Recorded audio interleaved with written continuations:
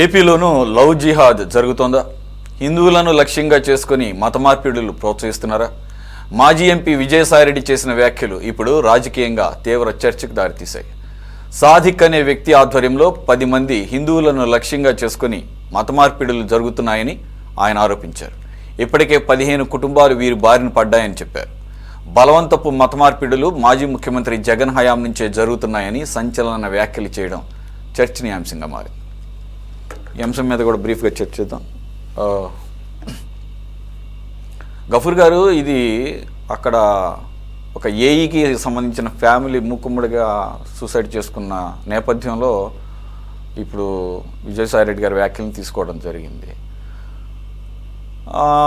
ఇది ఒక one of the ఇన్సిడెంట్గా మాట్లాడుకుంటున్న నేపథ్యంలో బీజేపీ అలాగే బీజేపీకి అనుకూలంగా ఈ మధ్య మాట్లాడుతున్న విజయసాయిరెడ్డి గారి వ్యాఖ్యలు దాదాపుగా మ్యాచ్ అవుతున్నాయి. ఇది అతను ముస్లిం కాబట్టి ఆ గృహిణిని ట్రాప్ చేశాడు, ఆ ఫ్యామిలీని బ్లాక్మెయిల్ చేశాడు. దాన్ని తట్టుకోలేక ఆమె ఒక సూసైడ్ నోట్ రాసి సవివరంగా చనిపోయింది. సాదిక్ను పట్టుకున్నారు, ఎక్కడో మీరట్లోనే ఎక్కడో పట్టుకుని తీసుకొచ్చారు. అతను ముస్లిం కాబట్టి ఇదంతా as part of the love jihad అని చెప్పేసి విజయసాయిరెడ్డి గారు, అలాగే నిన్న సోము వీర్రాజు గారు కూడా మాట్లాడుతున్నాడు. మరి ఇది ఒక మత కోణాన్ని తీసుకొస్తున్నారు అనుకోవాలా, లేదంటే నిజంగానే దాంట్లో ఏమన్నా వాస్తవం ఏమన్నా ఉందా? కేరళ తర్వాత ఏపీ కూడా అటువైపుగా వెళుతోంది అనే దాని మీద ముందు చిన్న విషయం చెప్పేసి లక్ష్మణ్ రెడ్డి గురించి కూడా ప్రస్తావన వచ్చింది. లక్ష్మణ్ రెడ్డి ఎందుకు పోయి సీసాలు పూలగొట్టడం లేదు అనేసి రామారావు అడుగుతున్నాడు. అంటే లక్ష్మణ్ రెడ్డి మీ తరఫున పోయి సీసాలు పూలగొట్టాలని మీరు ఎక్స్పెక్ట్ చేస్తున్నారా? లక్ష్మణ్ రెడ్డి ఒక ప్రజా చైతన్యం వెతికి పెట్టుకున్నాడు. ఆయన్ను ఆ రూపంలో మీరు అర్థం చేసుకోవాలి తప్ప, ఇప్పుడు ఆఫీసర్లు పనిచేసినటువంటి వాళ్ళు ఇప్పుడే ఇదే కాదు సార్, ఇంకా చాలా మంది ఉన్నారు, రాబోయే కాలంలో బయటకు వస్తారు. చాలా మంది ఆఫీసర్స్ ఇది బీహార్ కంటే అన్యాయంగా ఉంది, రాష్ట్ర ప్రభుత్వం అటు ఇటు ఇద్దరు సర్దుకొని రాష్ట్రాన్ని నాశనం చేస్తున్నారని వచ్చినప్పుడు వివరాలు మాట్లాడుకుందాం. లక్ష్మణ్ రెడ్డి నాకు వ్యక్తిగత స్నేహితుడు కాబట్టి క్లారిఫై చేయాల్సిన బాధ్యత నా మీద చెప్పిన. ఓకే, అయిపోయింది. పోతే సాదిక్ అనేటువంటి వాడు ఒక ముస్లిం మతానికి చెందిన వాడుగా కాబట్టి చాలా చాలా ఆరోపణలు, అసలు విషయం పక్కన పెట్టి ఈ మొత్తం లవ్ జిహాద్ వైపుగా తిప్పుతూ ఉన్నారు. నా పాయింట్ ఏంటంటే, సాదిక్ అనేవాడు ముస్లిమైనా లేదా ఇంకో సాదిక్ బదులు ఇంకో రాజేశ్వరరావు వచ్చా, ఇంకోరు ఎవరన్నుండని ఒక అమ్మాయిని మోసం చేసి ఆ కుటుంబాన్ని బ్లాక్మెయిల్ చేస్తే ఉరిదీయండి, ఎవరికేం అభ్యంతరం లేదు. ఎవరికి బాధండి? వాడు దుర్మార్గుడు. ఒక దుర్మార్గుని పట్టుకొని ఒక దుర్మార్గుడు ఆ మతం ఉన్నాడు కాబట్టి మతం అంతా ఇట్లాంటిది లవ్ జిహాద్ అంటే మొత్తం ముస్లింల కలపడం.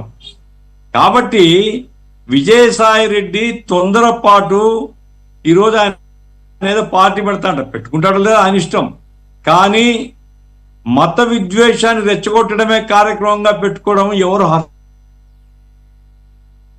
హర్షించరు. నేను మొత్తం చదివాను సార్, ఈ ఎపిసోడ్ అంతా సోషల్ మీడియాలో పేపర్లో వచ్చి చదివాను. ఇప్పుడు సాదిక్ అనేటువంటి వాడు మోసగాడు. మామూలుగా ఇస్లాం మతంలో వివాహం లేకుండా శారీరక సంబంధం పెట్టుకోవడం నిషేధం అండి. వివాహం కాకుండా శారీరక సంబంధం పెట్టుకోవడాన్ని ఇస్లాం మతం నిషేధిస్తుంది. కాబట్టి వాడు ఇస్లాం ప్రిన్సిపల్స్ పాటించడం లేదా అర్థమవుతుంది కదా, ఆమె సంబంధం పెట్టుకున్నాడు. వివాహం చేసుకుంటాడా లేదా వాని ఇష్టము, అది ఒక వ్యక్తిగతమైనటువంటి విషయం. వాడు ఏ తప్పు చేసినా భారతదేశ చట్టాలే కాదు ఇంకా ప్రత్యేక చట్టం చేసి వాని మీద ఏ చర్య తీసుకున్నా ఎవరికేం బాధ లేదు, ఎవరేం సాదిక్ను సపోర్ట్ చేయడం లేదు. ఇక్కడ ఒక అన్యాయంగా ఒక కుటుంబం బలైపోయింది. అట్లా వాడు సాదిక్ అనే వాడు చేసినా, ఇంకో మతం వాడు చేసినా, ఇంకోటి చేసినా, ఎవడు చేసినా ఖండించదగినటువంటి విషయం. అది తీవ్రంగా ఖండించాలా, ఆ కుటుంబం పట్ల సానుభూతి చూపాలా.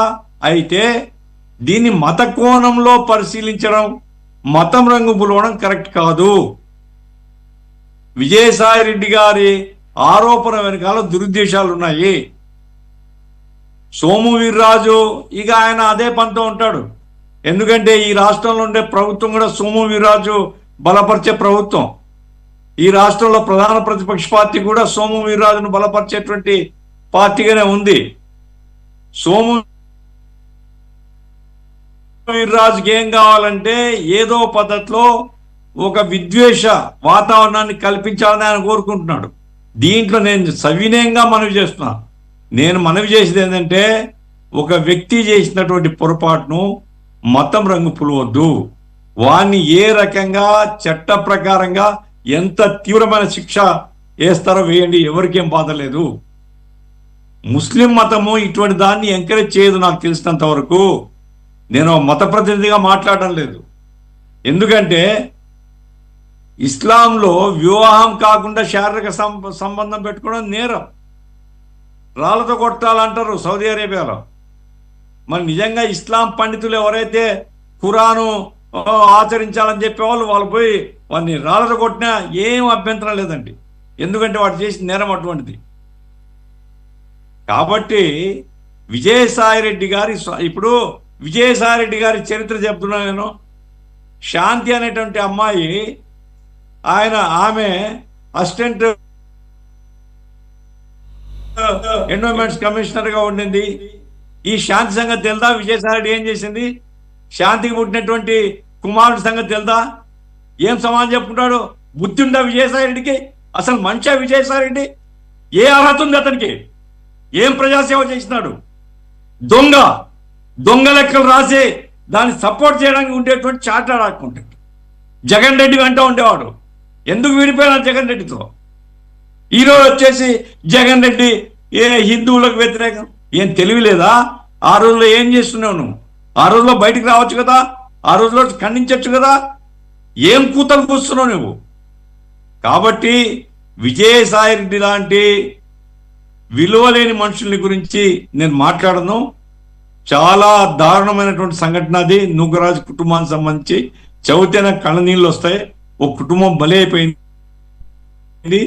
వాణ్ణి ఆ సాదిక్ అనే వాడిని మతంతో సంబంధం లేకుండా మీరు ఏ శిక్ష విధించిన ప్రభుత్వం, నేను ఆ తెలుగుదేశం లేదా కూటమి ప్రభుత్వానికి కోరుతున్నాను, మీరు లోతుగా అధ్యయనం చేసి మీరు ఏమేమి శిక్ష, దిశ చట్టం రాలే, నిజంగా అది వచ్చింటే ఏం చేసినా అభ్యంతరం లేదు. మీరు ఏ రూపంలో మీరు శిక్షించినా ఇది ముస్లింలు ఎవరు తమ మీద దాడిగా భావించరు. కాబట్టి కఠినాతి కఠినమైన చర్యలు తీసుకోవాలా. ఇది యువతకు గుణపాఠంగా ఉండాలి. డబ్బును ఆశ చూపో లేదా మోసం చేసో కుటుంబాలను నాశనం చేసేటువంటి దుర్మార్గకు సమాజం ఆశ్రయం ఇవ్వదు. సమాజం కఠినంగా శిక్షిస్తుంది అనేటువంటి విషయం ఒక మెసేజ్ పోయేటట్లుగా ప్రభుత్వం చర్య తీసుకోవాలని నేను కోరుతున్నాను.